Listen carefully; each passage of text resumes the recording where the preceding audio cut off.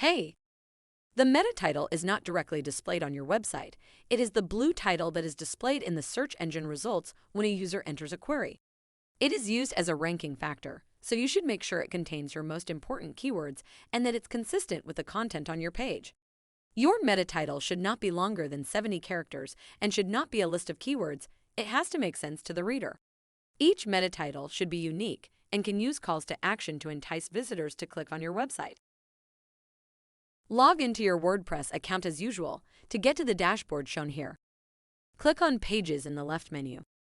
Navigate to the subpage for your selected keyword and then click on the pen icon next to title to make an edit. Enter your newly optimized title in the field provided. Your new title should contain the selected keyword and not exceed the character limit.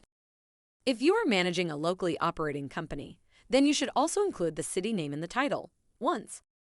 The title is displayed in the search engine results. It should therefore meaningfully reflect the content of your website and encourage search engine users to access your website. To finish the task, click on the green check mark. Great work! You've now completed this task. If you want to learn more about digital marketing, visit rankingcoach.com to see how we can help your business's online presence.